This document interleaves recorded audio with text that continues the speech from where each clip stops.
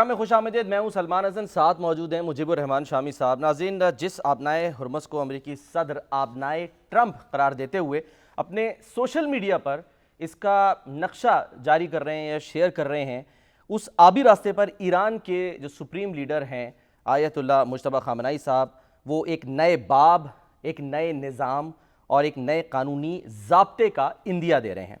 America जिस खित्ते को महफूज बनाने का दावा करते हुए यहाँ पर डार्क ईगल नामी हाइपरसोनिक मिसाइल पहली बार नस्ब करने का इरादा रखता है, ईरान इसी खित्ते को मुस्तकबिल में अमेरिका से पाक करने की बात कर रहा है। और न सिर्फ ऐलान कर रहा है बल्कि ये भी कह रहा है कि अमेरिका के जो कठपुतली अड्डे हैं उसमें खुद अपनी सलामती की सलाहियत नहीं है, तो वो अपने हामियों को क्या तहफ़्फ़ुज़ फराम करेंगे। बहरहाल अमरीकी सदर जिस ईरान के साथ ये खबर दे रहे हैं कि जी फ़ोन पर जो है वो उनके मुज़ाकरात जारी हैं और कह रहे हैं कि ईरान के पास जौहरी हथियार नहीं होने चाहिए, उसी ईरान की क़यादत जो है वो ये कह रही है कि ईरान अपनी जौहरी और मिसाइल सलाहियतों का भरपूर तहफ़्फ़ुज़ और दिफा करेगा।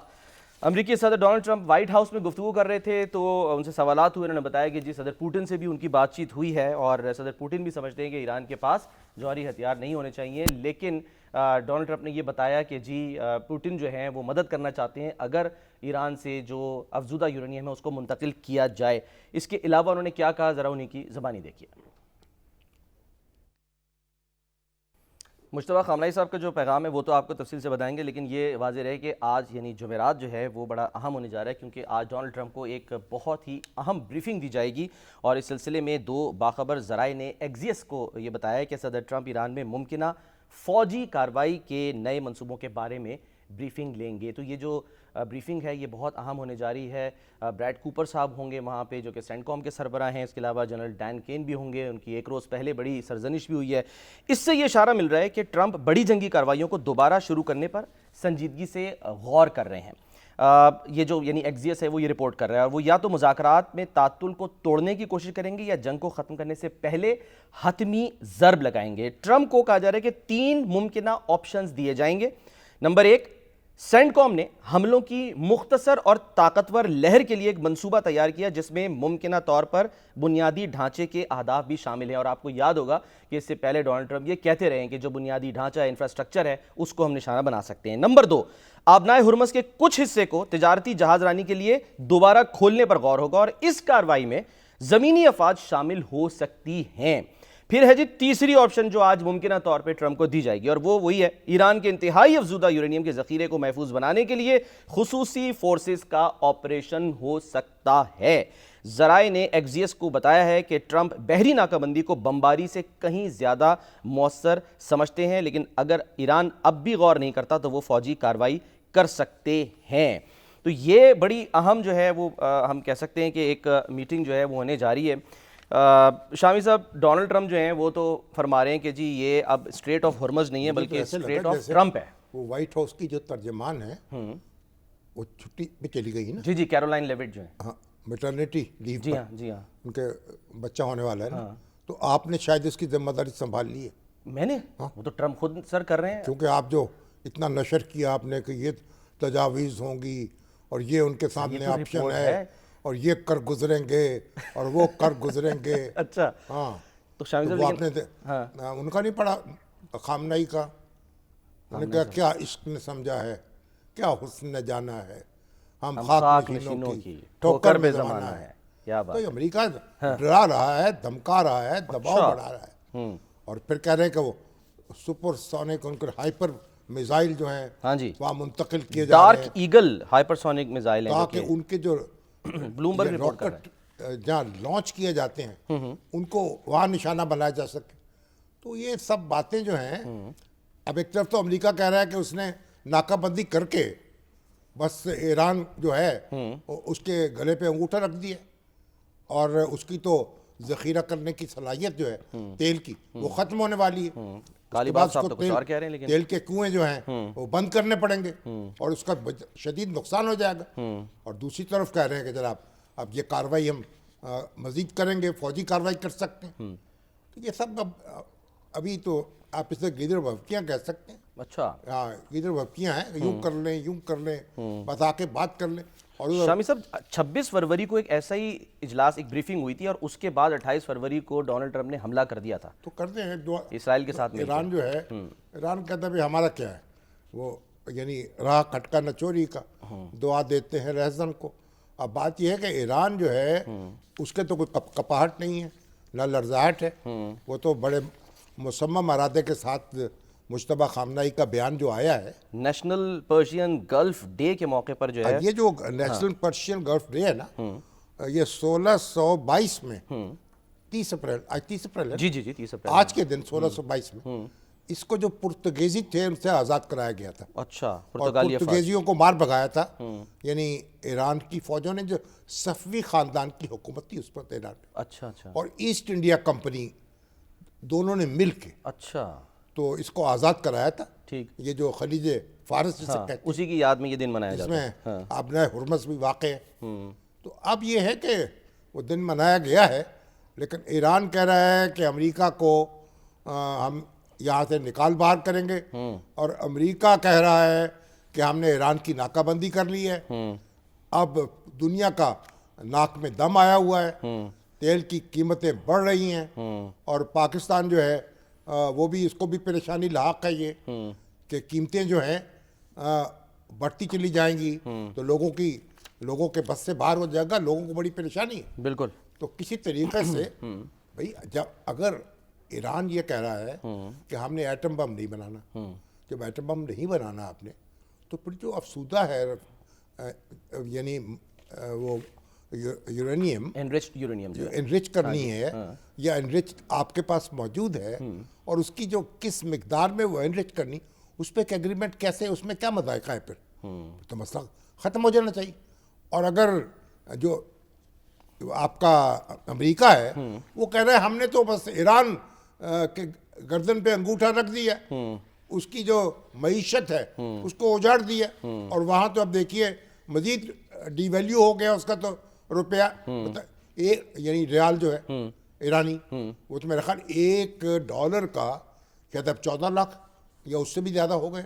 हाँ जी, रियाल जो, हाँ जी, पिछले दिनों कुछ लोग खरीद भी रहे थे ना। तो अगर कई पाकिस्तान में लोग बरामद करेंसी हुआ, खरीद रहे। पाकिस्तान में भी छापे मार के बरामद किया गया, तो अब लोग समझ रहे थे भाई रियाल को खरीद लो ईरानी, और उसके बाद क्योंकि थोड़ी सी इसकी जब वैल्यू बढ़ेगी तो बड़ा फ़ायदा हो जाएगा।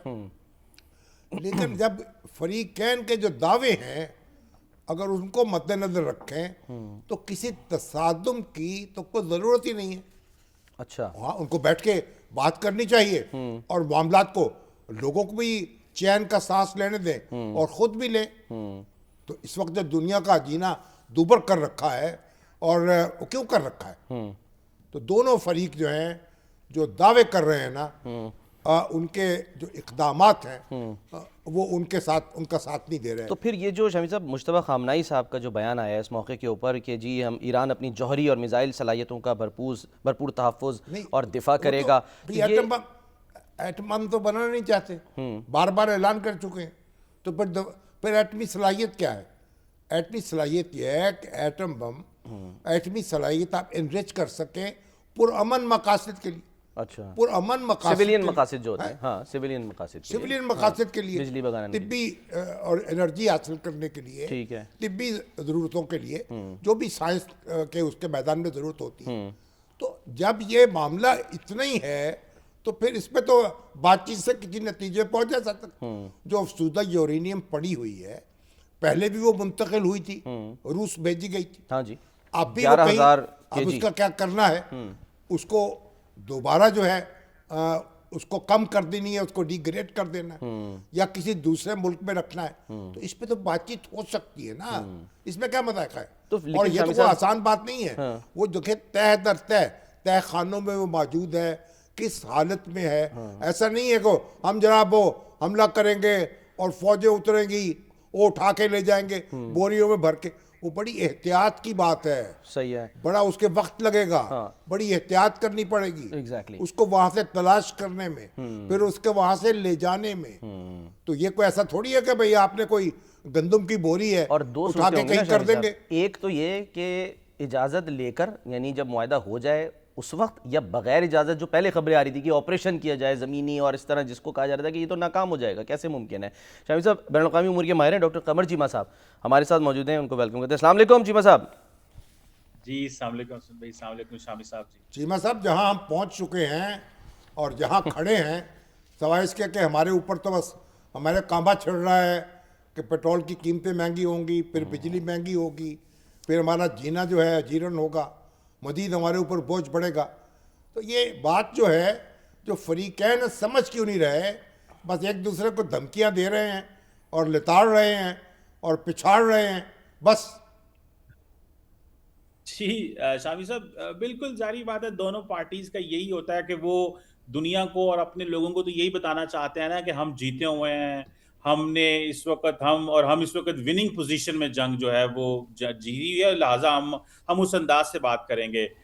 जो जारी बात है, एक ईरान ये समझता है कि क्योंकि अगर हम स्टेट ऑफ हार्मुज को इस तरह बंद रखेंगे, जैसे तेल की कीमतें बढ़ रही हैं, जीसीसी ममालिक पे हमले करेंगे तो अमेरिका के ऊपर प्रेशर आएगा, इंटरनेशनल कम्युनिटी कहेगी कि आप ईरान के साथ ऐसे क्यों कर रहे हैं।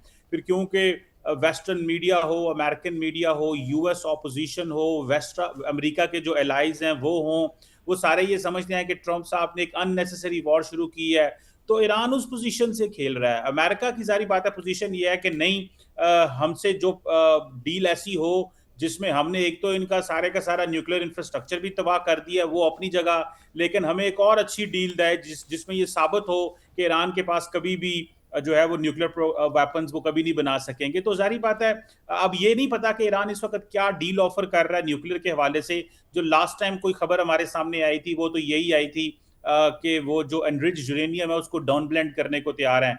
लेकिन जैसे आप अभी थोड़ी देर पहले शामी साहब फरमा रहे थे, ईरान को पूरा हक है कि वो सिविल न्यूक्लियर टेक्नोलॉजी का हसूल हासिल हो, उससे ये हक छीनना ज्यादती होगी। मगर ये चीमा साहब, उसके लिए 60%, 50% एनरिचमेंट की तो जरूरत नहीं है ना। उसके लिए तो बहुत थोड़ी जरूरत है उसकी अफजूदगी की। देखिए, दो प्रोग्राम है, एक आपके पास सिविलियन प्रोग्राम, एक आपके पास मिलिट्री प्रोग्राम होता है। तो जो सिविलियन प्रोग्राम होता है उसकी तो जारी बात है, उनको वो हक हासिल है, वो अपनी बिजली बनाए अपने तिब्बी जरूरियात के लिए या और जो चीजें वो चाहते हैं वो करना, वो उनका हक है। और फिर आईए के मेंबर हैं, इंटरनेशनल एटॉमिक एनर्जी एजेंसी के मेंबर हैं वो और आईए ने कभी नहीं अभी तक कहा कि वो न्यूक्लियर वेपन्स बना रहे हैं। वो NPT nuclear non proliferation treaty के मेंबर है कि हम न्यूक्लियर वेपन नहीं बनाएंगे। लेकिन क्योंकि यहाँ पे अब ईगो का मसला आ गया ट्रंप साहब की का, तो वो एक इस सेंस में भी कह रहे हैं। दूसरी तरफ ईरान ये समझता है कि हम जीते हुए, मैं भी गलिबाफ साहब की ट्वीट देख रहा था, वो कहते हैं कि अगर ये हम पे दोबारा हमला करेंगे, जैसे कि आज दोबारा सुनने में आ रहा है कि ट्रंप साहब को प्रपोजल पेश किए जाएंगे हाँ जी। कि जो लिमिटेड स्ट्राइक्स की जाएं, तो वो समझते हैं कि अगर ये स्ट्राइक करेंगे तो दुनिया में फिर महंगाई होगी। आज जो आपने एक देखा होगा कि आयतुल्ला जो मुज्तबा मुश्तबा साहब का, खामनई साहब का जो आया है, एक स्टेटमेंट भी आई है, जी, उससे जी। ये पता चलता है कि वो चाहते हैं कि इस खित्ते के अंदर ईरान की एक डोमिनेंस रहे, ईरान का मेजर रोल होना चाहिए। किस खित्ते में, फॉर एग्जांपल सऊदी अरब या बाकी ममालिक को ये हक नहीं है कि वो दूसरे मुल्कों से अपनी सिक्योरिटी ले। अब ये फैसला जो है ये तो इन मुल्कों ने करना है ना, ईरान अकेले तो नहीं ये किसी को बता सकता। For example state of Hormuz के हवाले से जो मुस्तकबिल है वो अकेला ईरान तो नहीं फैसला कर सकता। तो मुझे लगता है कि दोनों साइड्स पे ना ये एक्सट्रीम पोजीशंस ली जा रही हैं, और मुझे खदशा इस चीज का है शामी साहब कि ये एक नई जंग जो है वो शुरू हो सकती है। मगर हमने बहुत कोशिश की, आपको पता है, सीज फायर करवाने की, पहले सीज फायर करवाया, फिर और हमारे ट्रंप साहब ने दोबारा स्टेटमेंट जारी की कि पाकिस्तान के प्राइम मिनिस्टर और फील्ड मार्शल जो है उनसे बात भी हुई है और हम इसको दोबारा एक्सटेंड कर रहे हैं। उन्होंने कोई डेट भी नहीं दी। लेकिन जारी बात है, अगर ईरान और अमेरिका के दरमियान चीजें तय नहीं पाती तो चांसेस ये हैं कि कुछ दोबारा जंग शुरू हो, और उसकी फिर क्या डायमेंशन होगी वो जारी बात है खतरनाक होगी, क्योंकि वो क्रिटिकल इंफ्रास्ट्रक्चर पे ये भी तो हमला मगर चीमा साहब, ये देखे ना, अमेरिका तो कह रहा है कि हमने जो बहरी नाकाबंदी कर दी है, तो ईरान तेल एक्सपोर्ट नहीं कर सक रहा, और ईरान की जो ज़ख़ीरा करने की सलाहियत है वो भी ख़त्म हो जाएगी, और उसके कुएं उसको बंद करने पड़ेंगे और शदीद नुकसान हो जाएगा। तो जब अगर ये हालात अगर उसकी बात मान ली जाए तो फिर जंग की ज़रूरत क्या रह जाती है? देखिए, ये ईरान के अंदर तो अब बात चल रही है, कि और ये ईरानी प्रेसिडेंट ने भी अगले दिन कहा था कि अपनी बिजली कम इस्तेमाल करें, बिकॉज वो समझते हैं कि हम पहले सैंक्शंस में हैं, अमेरिका ने आके ब्लॉकेड लगा दिया है। ठीक है, बहुत सारे जो शैडो फ्लीट हैं, शैडो शिप्स हैं, वो चल रही होती हैं जिनका पता नहीं चलता, लेकिन जारी बात है उन्होंने पोजीशन तो टाइट की है ईरान की। अब लेकिन ईरान जिस अंदाज से बात ये कर रहा है, वो लगता है कि बहुत कॉन्फिडेंट है। वो समझते हैं कि अगर ये चीजें जारी रहती हैं जिस तरह की सिचुएशन है, तो तेल की कीमतें बढ़ेंगी, जीसीसी ममालिक के अंदर दरार पड़ेगी, जैसे कि जो यूएई है वो ओपेक से बाहर निकला है, और हम थोड़ा अपने आप को असर्ट करें। फिर ईरान को ये भी, शामी साहब एक इंपॉर्टेंट पॉइंट है कि ईरान ये समझता है कि अगर ये स्ट्रेट ऑफ हार्मुज में भी उनकी डोमिनेंस यहाँ पे इन्फ्लुएंस नहीं रहता, तो ईरान का जो ओवरऑल एक जो पिक्चर थी कि ईरान जो सीरिया के फैसले भी करता था, जिसकी इराक के अंदर भी इंटरफेरेंस थी, जिसकी गजा के अंदर भी चीजें देखते थे, जो लेबनान के अंदर भी चीजें देखते थे, जो ब्रॉडर मिडल ईस्ट के अंदर बहुत सारी चीजें देखते हैं, वो अब उस तरह नहीं है। तो वो अपनी इस पोजीशन को मेंटेन रखना चाहते हैं, और अगर वो ताकत से रहेंगे तो वो समझते हैं कि जो हमारी आइडियोलॉजी है वो इंटैक्ट है, मिलिटरीली हमें नुकसान पड़े हैं, तो ये ये जो आइडियोलॉजी तो फिर दोबारा। चिमन साहब, ये जो मैं मतलब कॉन्फिडेंस थोड़ा सा है, ये जो कि कॉन्फिडेंस मतलब है, सीरिया में सेटबैक हो चुका, लबनान में जो सूरत हाल है वो आपके सामने है। तो अब इस वक्त हमास की मुश्किल है, वो भी हम देख रहे हैं। तो यानी वो जो स्ट्रेटजी है, जो यानी प्रॉक्सीज के ज़रिए यानी अपने हरीफ को जिच करने की, वो तो एक यानी मतलूबा नताइज हासिल नहीं कर सकी ना। तो अब आपको कोई हिकमत अमली बदलनी होगी यानी ना। किस बुनियाद पर ईरान या मुश्तबा खानाई साहब ये कह रहे हैं कि जी खलीज फारस का मुस्तकबिल अमेरिका के बगैर होगा? यानी इसका मतलब तो है ना कि जो अड्डे हैं वो भी नहीं होंगे और सफबंदी हो रही है। आपने खुद कह दिया कि यूएई जो है वो ओपेक से बाहर निकला है, वो भी क्लियर पैगाम दे रहा है कि हम अमेरिका के साथ हैं। और देखिए सलमान भाई, शामी साहब, इंपॉर्टेंट चीज ये है कि आपको याद होगा जो 28 फरवरी को से पहले जब जिनीवा में जो मुलाकात हुई थी, जिसपे जो ईरानी फॉरेन मिनिस्टर मान गए थे कि हम जो एनरिच यूरेनियम है उसको डाउन ब्लेंड करने को तैयार हैं। याद रखें, ये 2016 में जो joint comprehensive plan of action जो जब तय हुआ था, उसमें ईरान नहीं माना था, क्योंकि ईरान को पता था कि जंग बढ़ रही है और अमेरिका उस वक्त मिलिट्री बिल्डअप कर रहा था। तो ईरान को पता था जंग होनी है, हमारे ऊपर हमला होना है, अब हमारा रेजिस्टेंस नेटवर्क नहीं है, इसीलिए वो मान गए थे कि एनरिच यूरेनियम जो है वो आईए के सुपुर्द या किसी और मुल्क के को साथ मिला के कुछ इस तरह का प्रपोजल दे दें ताकि जंग रुके। तो उन्होंने जंग रोकने की कोशिश की पहले, लेकिन नहीं रुके। अमेरिका ने जो किया वो गलत था, वो इंटरनेशनल लॉ की वायलेशन है। लेकिन अब सवाल ये पैदा होता है कि अब ईरानी समझते हैं कि वो कॉन्फिडेंट है, लेकिन वो समझते हैं कि तेल की कीमतें बढ़ेंगी, जीसीसी को नुकसान पहुंचेगा, तो हम दोबारा हमले शुरू करेंगे, स्टेट ऑफ हार्मुज फिर बंद होगी, तो अमेरिका अंडर प्रेशर आएगा। मुझे लगता है कि ट्रंप साहब को ना तो अमेरिकी इत्तेहादियों की फिक्र है, आपने पता है जिस तरह वो बातें करते हैं, जो कुछ उन्होंने उनके ऊपर टैरिफ्स लगाए, और जो यूक्रेन वॉर जो है उनके इत्तेहादी यूरोप को नुकसान पहुंचा रही है। ना ट्रंप साहब को मीडिया की आपको पता है परवाह है, वो तो सब मीडिया को जो सुबह शाम कहते हैं आपको उस चीज का भी पता है। ट्रंप साहब ने दोबारा इलेक्शन भी नहीं लड़ना। तो मुझे ये लगता है कि ईरान जिन चीजों के ऊपर सोच रहा है ना, वो बैकफायर ना कर जाएं और जंग दोबारा शुरू हो गई तो जो एफर्ट्स अमन के हवाले से हुई हैं, वो, मैं ये नहीं कहना चाहता कि ईरान हर हाल में डील करे, वो अपने नेशनल इंटरेस्ट में जो फैसले करने हैं जरूर करें, लेकिन मेरा ख्याल है लचक पैदा करनी चाहिए। आज और की ये जो भी तो स्टेटमेंट जी जी चिमन साहब, ये जो आपने जैसे यूएई का भी जिक्र किया, तो ये ऑल्टरनेट बंदोबस्त ही तो किया जा रहा है खित्ते में। देखा जाए कि अगर वो अभी, बल्कि हम तस्वीर भी जो है वो दिखाते हैं कि जो हबशान से लेके फुजैरा तक पाइपलाइन है यूएई के अंदर, तो वो यही ऑल्टरनेट तो है कि जी आप बाईपास कर दें स्ट्रेट ऑफ हुर्मुज़ को और आपको जो है वो स्ट्रेट ऑफ हुर्मुज़ से गुजरना ही नहीं पड़े। पता नहीं अब ये किस हद तक ज़ाहिर फीजिबल होगा, लेकिन ये कि ये ऑल्टरनेट जो है, आपको क्या लगता है कि ये मुमकिन अगर हो गए तो ईरान को एक और धचका कि जिस बुनियाद पर वो बैठा हुआ है कि हाँ जी हम यहाँ से जो है कंट्रोल कर सकते हैं, तो कंट्रोल फिर कैसे हो पाएगा और दीगर ममालिक भी इसमें फिर शामिल हो सकते हैं आपके ख्याल में? देखिए, सिंपली बात है, सिर्फ तेल तो इंपोर्ट एक्सपोर्ट नहीं ना होता। इन तमाम मुल्कों की जो जिंदगी है वो तो इन्हीं इसी वाटरवे के ऊपर है। और फिर देखिए महंगाई बढ़ जाती है, तो ये तो फिजिबल ऑप्शन तो यही है, यहाँ से ब्लॉकेड हटे। और ईरान ने भी जो वहां सब जो वहां पे नाकाबंदी की है, जो अपनी मर्जी करना चाहते हैं वो भी ना करें। एक्चुअल सही कंडीशन तो यही है और हम सबको फायदा होगा। लेकिन ये कोई प्लॉजिबल ऑप्शन नहीं है, ये जो पाइपलाइन वाला है, क्योंकि पाइपलाइन से तो एक कमोडिटी जाएगी, बाकी लोगों की जिंदगियां तो वैसे की वैसे रहेंगी। तो सवाल ये पैदा होता है कि अगर इसी तरह पोजीशन सख्त रही और कोई रास्ता ना निकल पाया, तो ये बात सोचना कि ट्रंप जंग नहीं शुरू करेंगे, मुझे नहीं लगता। वो उनकी पोजीशन ये होती है कि वो अनप्रिडिक्टेबिलिटी जो अपनी है उसका फायदा उठाते हैं। वो मान गए सीज फायर है, वो किसी वक्त भी हमले शुरू कर दें, हालात दोबारा उसी नहज पे चले जाएं, और अब जो हमले होंगे वो क्रिटिकल इंफ्रास्ट्रक्चर पे होंगे, ज्यादा नुकसान होगा। ईरान को इन चीजों को समझना चाहिए कि वो जो कुछ कर रहे हैं वो अपने नेशनल इंटरेस्ट को जरूर देखें, लेकिन जो स्पॉयलर्स इजराइल के अंदर बैठे हैं, वो स्पॉयलर्स और वॉर मॉन्गरर्स जो ट्रंप साहब के इर्द गिर्द है, उनसे भी बचने की जरूरत है। उनसे भी अपने आप को स्ट्रेटेजाइज करके बचाना है। बाकी अगर ईरान जंग करना चाहता है और वो समझता है कि उसका नेशनल इंटरेस्ट यही है, तो उनको पूरा हक हासिल है उस चीज का। लेकिन मेरा ख्याल है अपनी पोजीशन ये समझ लेना कि हमने क्योंकि एक अच्छी ताकत से जंग लड़ी है, तो अब हमें ज्यादा शेयर मिलना चाहिए। हम जीसीसी का फैसला करेंगे, हम स्टेट ऑफ हार्मुज के मुस्तकबिल का फैसला करेंगे।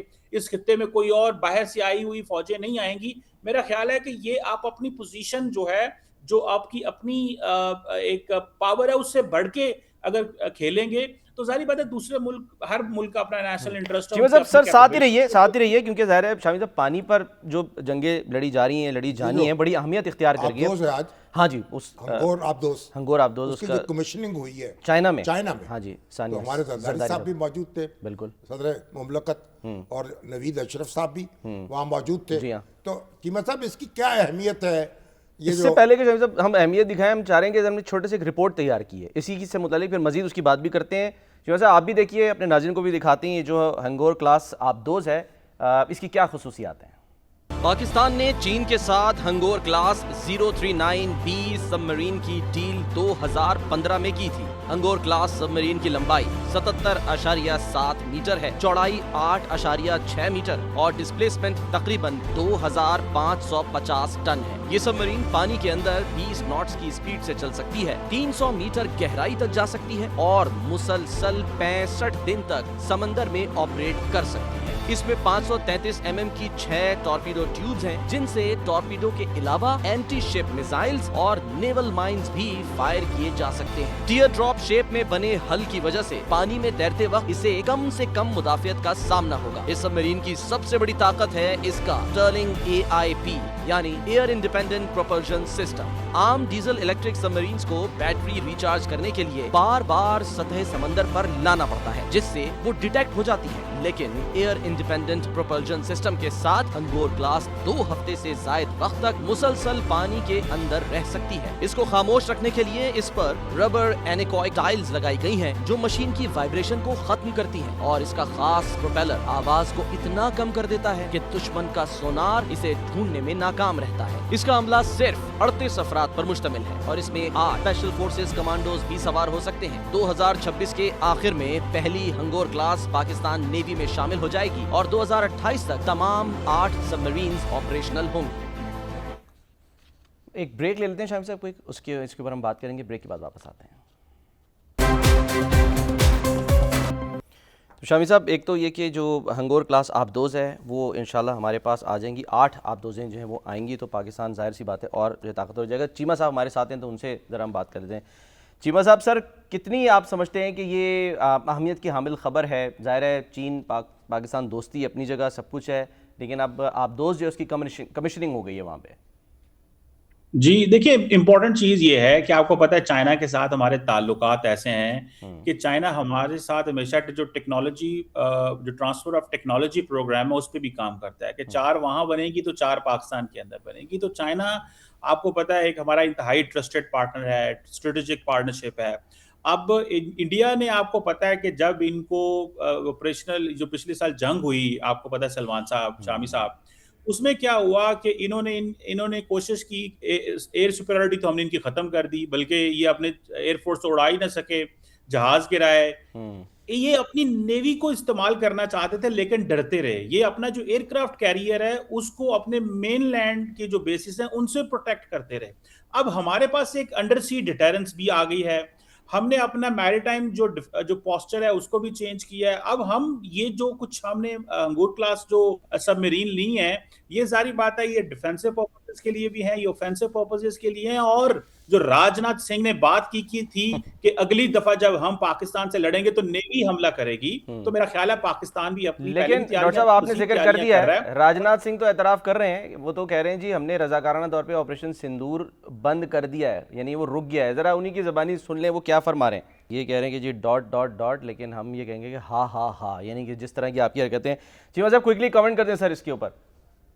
देखें क्या बदकिस्मती है कि एक ऑपरेशन जिसको कह रहे थे तब जारी है, उसको साल बाद खत्म किया है, ना किसी को बताया खत्म किया है, ना कुछ किया। इसका मतलब है उस वक्त एम्बैरेसमेंट इतनी ज्यादा थी कि जब सीज फायर हुआ और अमेरिका का प्रेशर था, पाकिस्तानी फौज एक तरफ से मार रही थी, उधर से अमेरिका का डर था, अपनी S-400 तबाह हो रहे थे, जहाज गिर रहे थे, तो अब एक साल बाद कह रहे हैं कि हमने बंद कर दिया। तो मैं समझता हूं कि दुनिया ने देख लिया और इंडियन फौज ने भी देख लिया है कि उनकी पॉलिटिकल क्लास कितने कुछ हो गई है। ये भारतीय फौज को इस्तेमाल करते हैं सियासी फायदों के लिए। चलें, बहुत बहुत शुक्रिया डॉक्टर कमर चीमा साहब हमारे साथ मौजूद थे, बहुत बहुत शुक्रिया सर। एक तस्वीर आई है चौधरी परवेज इलाही साहब, कहाँ से? सोशल मीडिया पे गर्दिश कर रही है खुफिया सोशल मीडिया पे गर्दिश कर रही है कि उनकी बिलावल भुट्टो जरदारी साहब से मुलाकात हुई है। यानी बिलावल भुट्टो जरदारी दरमियान में है, जी हाँ, और चौधरी परवेज इलाही एक तरफ है, और मोहम्मद खान भट्टी जो सेक्रेटरी पंजाब असेंबली के थे वो दूसरी तरफ है। कुछ इल्जामात भी लगे थे। अच्छा, अब ये है कि ये तस्वीर मैंने गौर से देखी तो मालूम हुआ ये AI का करिश्मा है। क्या क्या चल रहा है आजकल वैसे? क्यों? इसके पीछे जो है मोहतरमा बेनजीर भुट्टो की और बिलावल की तस्वीर नजर आ रही, गोया ये पीपल्स पार्टी का दफ्तर है या बिलावल भुट्टो साहब का घर है। अच्छा, और वहां पहुंचे चौधरी साहब, तो ऐसा तो हुआ नहीं। ये तो बिलावल साहब जो हैं वो खुद उनके पास चल के गए होंगे ना, डेफिनेटली। तो ये तस्वीर तो फिर अपनी तरदीद खुद कर रही खुद कर रही है और है भी वो। अब ये हुआ कि AI ये जनरेटेड। सोशल मीडिया पे फैल गई बात कि गवर्नर बनाया जा रहा है चौधरी परवेज इलाही को पंजाब का। कि अच्छा, वो सरदार सलीम हैदर जो हैं कोई पीपल्स पार्टी में जान पैदा नहीं कर सके। अच्छा, तो ये करेंगे फिर? अब तो गवर्नर जो है ना, उसमें नर भी तो होता है ना, गवर्नर लेकिन बेचारा अब क्या करे, गवर्नर जो है उसके इख्तियारात तो महदूद है ना। नहीं, लेकिन एक्टिव तो रहते हैं सरदार सलीम एक्टिव हैदर हैं, साहब। तस्बीह भी फेरते हैं, एक्टिव भी हैं और वजीफा भी पढ़ते हैं, कोशिश भी कर रहे हैं। लेकिन जाहिर है कि जो काम बिलावल के करने का है वो सरदार सलीम हैदर से तो नहीं होगा। और अब परवेज इलाही साहब जो हैं, जब उनसे राब्ता किया गया कि जनाब ये चोरी चोरी क्या आपने मुलाकातें शुरू कर दी हैं, तो मालूम हुआ कि ना तो वो पीपल्स पार्टी में कभी शामिल हुए हैं, ना उन्होंने कभी सोचा है, कोई इरादा नहीं, ना सोचने पे तैयार हैं। वो वहीं खड़े हैं जहाँ के थे, अच्छा, तो वहीं खड़े रहेंगे। और उनका ख्याल है कि वक्त जो है फिर वो आएगा, एक उनके पास दोबारा आएगा। तो ये बात जो है अब जितनी भी दिल खुश किया आपने कि गवर्नर बन जाएंगे वो, तो मगर वो बात बनी नहीं, ठीक है, वो तैयार नहीं है सर। लेकिन एक बार हम क्लियर कर दें कि ये तस्वीर ज़ाहिर जैसे शामी साहब ने बताया कि AI जनरेटेड है, ये शेयर हुई है, लेकिन बताने का ये मकसद है कि आजकल ऐसा बहुत कुछ हो रहा है, मगर तरह तरह की जो है तस्वीर जो है वो AI जनरेट कर दी जाती हैं और उसके बाद जो है वो उस पर खबरें भी फैला दी जाती हैं कि जी वो अब चौधरी साहब जो गवर्नर हैं बने। वो तो पीपल्स पार्टी में कोई शामिल होंगे? बिल्कुल शामिल नहीं होंगे। अच्छा, हाँ जी, किसी कीमत पे शामिल नहीं होंगे। अच्छा, हाँ जी, चाहे उनको आप वज़ीर आला बना दें या वज़ीर आज़म बना दें, वो कहते सवाल ही पैदा नहीं होता। अच्छा, वो अपनी जगह पे है। अच्छा शामी साहब, लेकिन जो सोशल मीडिया है उस पर एक ज़ाहिर ये बात भी की जाती है, हमने ये फैक्ट चेक कर दिया है, तो ये प्लीज़ नाजरीन के लिए कि फैक्ट चेक है, ये तस्वीर AI जनरेटेड है, नकालों से होशियार रहें। शामी साहब, सरकारी अफसरान, ब्यूरोक्रेट्स, हाँ, ये लोग भी जो हैं वो कोई सोशल मीडिया के ऊपर अपने अकाउंट्स बनाते हैं, अपने ख्यालात का इजहार करते हैं, बल्कि पिछले दिनों तो एक केस बन गया ना, वो इकरारुल हसन साहब वो FIA एहलकार के साथ झगड़ पड़े और कह रहे हैं कि जी आप सरकारी यूनिफॉर्म में, तो फिर आप जो है वो क्यों कर रहे हैं, तो ये बहस छिड़ गई। तो अब एक रूल भी आया है कोई सिविल सर्वेंट्स रूल्स जो है ना, सिविल सर्वेंट्स कंडक्ट रूल्स 2026, ठीक है, इनका इजरा किया गया है 62 साल बाद नए कवायद ज़वाबत जारी किए हैं। हमारे ये जो नबील अवान साहब हैं, अब सेक्रेटरी इस्टेब्लिशमेंट है, माशाल्लाह बड़े अच्छी शोहरत के अफसर हैं। अच्छा। और उनका मेरा ख्याल है कि उन्होंने बड़ी तेज़ी से ये काम किया है।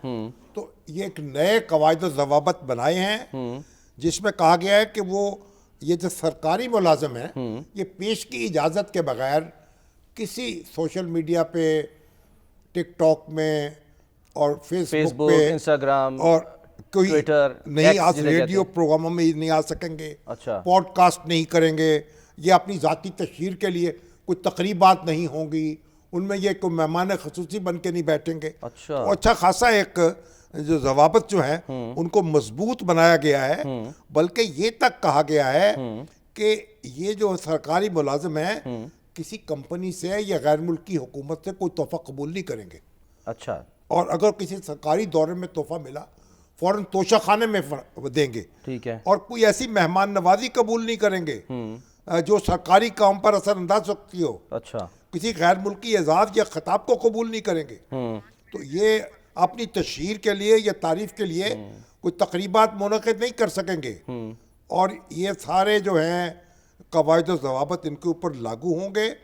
गोया अब बेचारे जो हैं ये मुत्तकी और परहेजगार बन के रहें। अच्छा। बड़ी बड़ी लंबी लंबी दावतें, ये शादियां होंगी ना, हाँ जी, शादियों में तोहफे भी कबूल नहीं कर सकेंगे, सलामियां भी नहीं ले सकेंगे, सलामियां नहीं ले सकेंगे। अच्छा। अब ये किस तरह होगा, ये नाफिज कैसे होगा, ये तो देखेंगे हम। बड़ा इस वक्त तो उन्होंने उस वक्त धमका दिया, पहले और बाद कहा में भी ये ले सकते हैं। वोट डाल सकते हैं, अच्छा। लेकिन सियासी राय का इजहार नहीं कर सकते। अच्छा। यानी काफ़ी इनके ऊपर कदगन लगा दी गई गई है। हैं। और सरकारी मुलाजिम जो है पुरतयश जिंदगी गुजारना, फजूल खर्ची करना, बड़ी तकरीबात के में इनका इनकाद करना, उस पर अखराजात की वजाहत करनी होगी। अब तो एक अफसर की शादी होती ना, हजार आदमी होता है उसमें, और पता नहीं करोड़ों रुपए इकट्ठे हो जाते हैं, तरह तरह की सलामियाँ होती हैं, और कोई पूछने वाला नहीं किसी को। और एक सरकारी अफसर जो है उसके जनाब 4-4, 5-5, 6-6 गाड़ियाँ, अगर किसी महकमे में है तो जितनी गाड़ियाँ उसकी चल, मतलब एक तरह तरह की एक कुछ तो कवायद ज़वाबत जो है ना पहले भी मौजूद है। इसमें एतराज़ लेकिन क्या है शामी साहब, अगर एक सरकारी अफसर है, उसके ताल्लुकात हैं, उसके बच्चे की शादी हो रही है, लोग आ रहे हैं और कोई सलामी दे रहा है, तोहफा दे रहा है, तो इस पर क्या यानी उसकी हद होनी चाहिए ना। अच्छा। कि 100 रुपए का होगा या 150 रुपए का तोहफा होगा, पूरी दुनिया में ऐसे ही है। अच्छा। ये थोड़ी है कि तो फिर एक सरकारी अफसर अगर किसी ओहदे पे फाइज है तो आपको बड़ी बड़ी सलामी दे दी जाए, तो वो भी तो एक फिर रिश्वत के जुमरे में भी आ सकती है। रिश्वत के जुमरे आता है, तरगीब के जुमरे में आता है। तो फिर आप उससे अपने काम निकालते हैं। और फिर जो तो गोया ये अब असल बात ये जो कवायद तो बना दिए गए हैं उन पर अमल कैसे होगा और कितनी शिद्दत से होगा।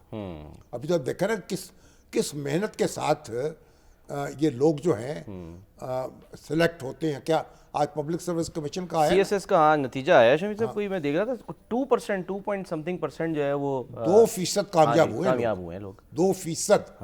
देखा अभी जो अदारे बचे हुए हैं ना अभी भी पाकिस्तान में, उनमें एक पब्लिक सर्विस कमीशन भी है जहाँ मेरिट पे इंतखाब होता है और नौजवान जो हैं उनको आगे आने का मौका मिलता है। ठीक है। हमारे भी वो मौलाना जाफर कासमी साहब थे। अच्छा। हमारे दोस्त, उनके बेटे काजी मुदस्सर, उनके बेटे मोहम्मद अहमद कासमी में देख रहा था। अच्छा। वो भी मुंतखब हो गए, उनका नाम भी देखा मैंने। अच्छा। 20 नंबर पे आ गए। शामी साहब चलें, ये अफसरान ये तो सब सिलसिला चलता रहेगा। कल यौम मई है, 1 मई है, यौम मज़दूर है, और वज़ीर आज़म जो इशारे दे रहे हैं आलमी मंडियों में तेल की कीमतें आसमान से बातें करी, बल्कि 4 साल की बुलंद तरीन सतह पर पहुँच गई हैं। बाकर गालिबॉफ कह रहे हैं तेल की कीमत $140 फी बैरल तक पहुँच सकती है। क्या बनेगा?